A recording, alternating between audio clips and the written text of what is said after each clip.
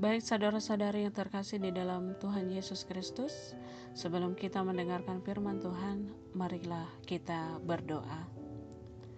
Bapa kami yang kami muliakan di dalam Yesus Kristus Tuhan, terima kasih Tuhan atas kebaikan dan penyertaan Tuhan di dalam kehidupan kami. Kami akan mendengarkan firman-Mu pada saat ini. Kiranya Tuhan memberikan hikmat dalam mendengar dan memahami firman-Mu. Amin. Saudara-saudari yang terkasih di dalam Yesus Kristus Tuhan, bagaimana kabarnya hari ini?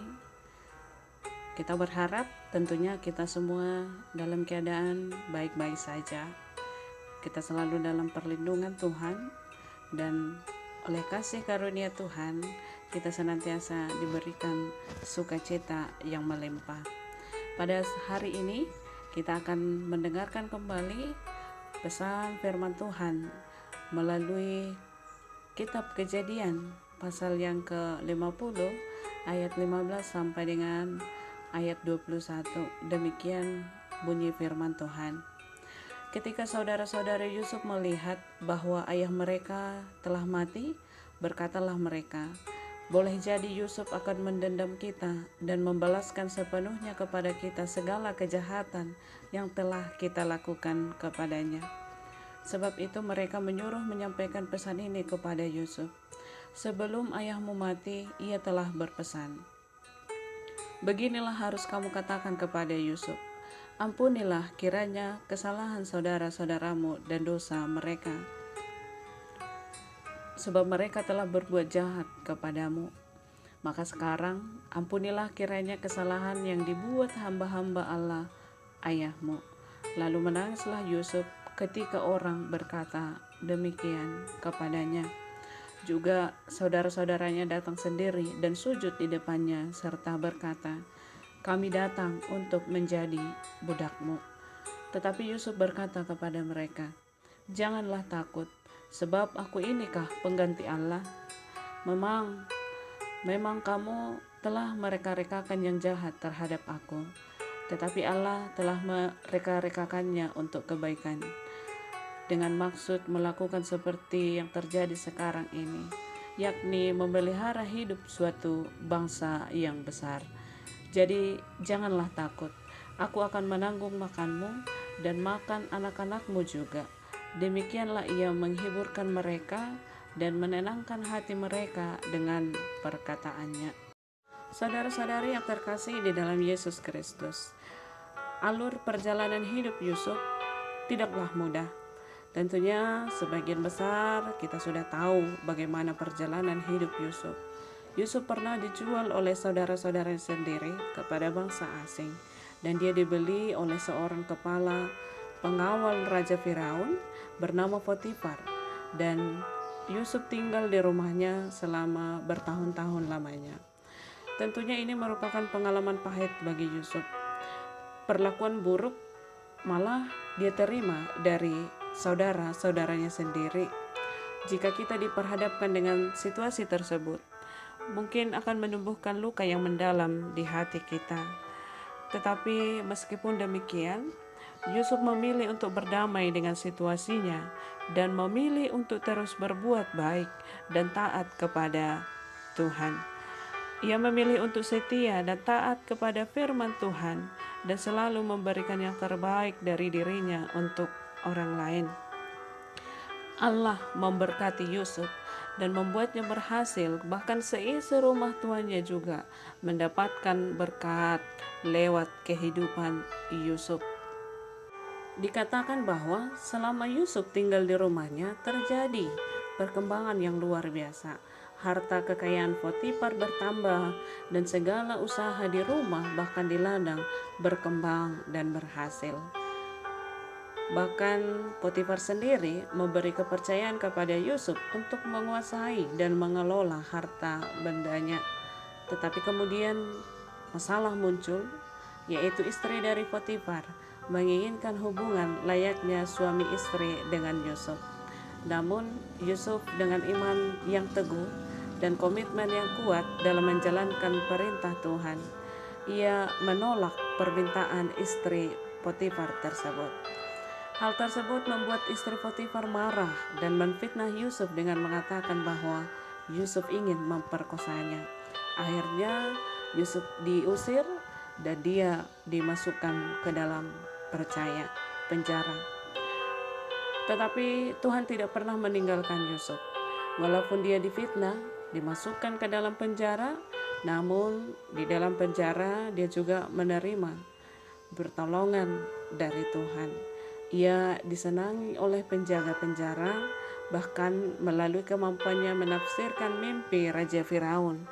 Akhirnya dia diangkat menjadi Perdana Menteri Raja, menjadi tangan kanan Raja Mesir pada waktu itu. Selanjutnya setelah Yusuf diangkat menjadi Perdana Menteri, terjadi kemajuan yang hebat di tengah-tengah kehidupan bangsa Mesir pada waktu itu. Bangsa tersebut mendapatkan kemakmuran dan kesejahteraan melalui strategi dan kepemimpinan Yusuf. Bangsa Mesir memiliki sumber pangan dan makanan yang sangat melimpah, bahkan berlebih, sehingga membuat bangsa itu tidak berkekurangan walaupun dalam suasana ataupun situasi kemarau ataupun bahkan gagal panen. Pada waktu itu terjadi kemiskinan di tanah Kanaan dan saudara-saudara Yusuf pergi ke Mesir untuk mencari makanan di sana. Pada waktu itulah mereka bertemu dengan saudaranya Yusuf. Pada awalnya mereka tidak saling mengenal, tetapi Yusuf akhirnya mengetahui bahwa mereka adalah saudara-saudaranya yang menjualnya. Tetapi dia memilih untuk memaafkan dan berdamai dengan mereka. Dan kemudian saudara-saudaranya pergi ke tanah Kanaan dan memberitahukan tentang hal itu kepada ayah mereka, Yakub. Dan untuk kedua kalinya mereka kembali ke tanah Mesir bersama dengan ayah mereka, karena pada waktu itu Yakub sudah tua dan dia meninggal di sana. Yusuf berduka atas kematian ayahnya. Dikatakan pada ayat yang pertama, lalu Yusuf merebahkan dirinya mendekap muka ayahnya serta menangisi dan mencium dia. Saudara-saudari yang terkasih, walaupun Yusuf sejak lama tidak tinggal bersama dengan ayahnya, tetapi kasihnya tetap sama.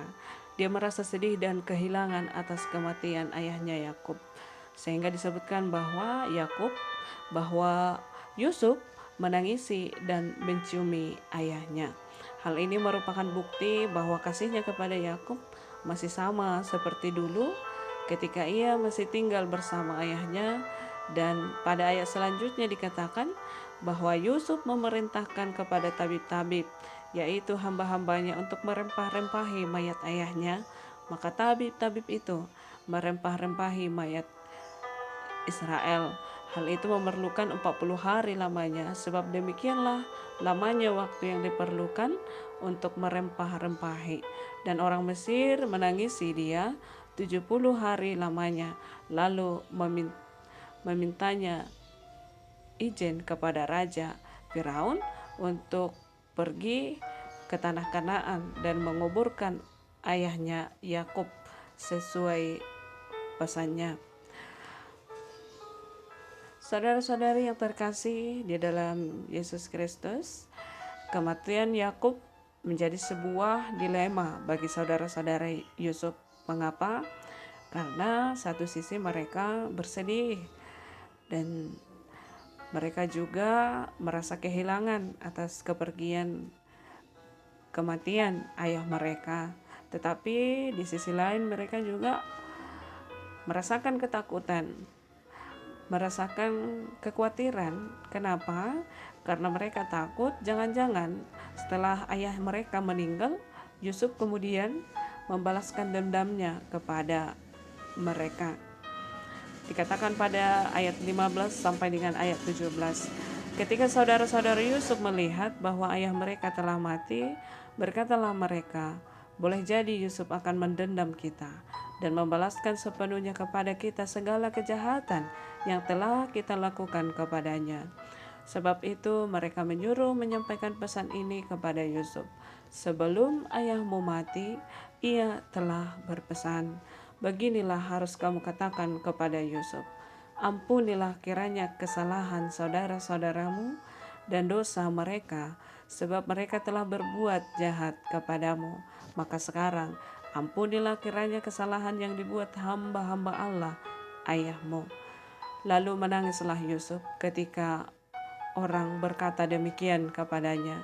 Juga saudara-saudaranya datang sendiri dan sujud di depannya serta berkata, kami datang untuk menjadi budakmu. Saudara-saudari yang terkasih di dalam Yesus Kristus, ada banyak kesempatan bagi kita untuk membalas dendam kepada orang-orang yang pernah menyakiti kita, tetapi kita tidak melakukannya. Ada begitu banyak kesempatan juga yang bisa kita lakukan untuk mengatakan keburukan orang lain demi membenarkan diri kita, tetapi kita tidak melakukannya. Saat kita sudah berhasil ataupun sukses dalam karir, kita mengingat dulunya begitu banyak orang yang merendahkan dan menghina ketika kita tidak memiliki apa-apa. Ingin rasanya membalaskan perbuatan mereka itu dengan kembali menghina. Tetapi kita tidak melakukan dan memilih untuk mengampuni. Karena apa? Karena kita menyadari bahwa Tuhan itu adalah hakim yang benar.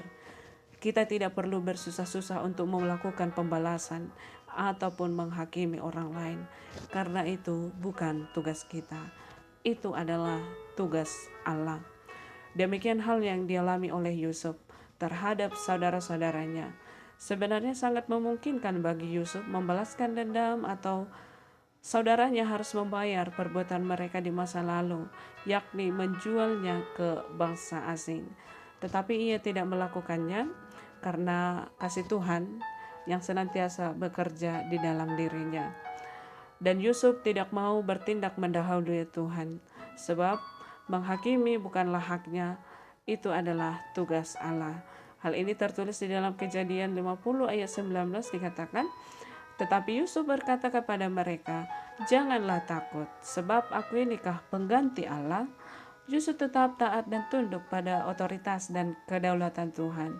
Walaupun saat itu secara kekuasaan dan kekuatan yang dia miliki sangat-sangat mungkin membalas perbuatan saudaranya, tetapi dia tetap taat dan tunduk pada otoritas Tuhan dalam hal menghakimi.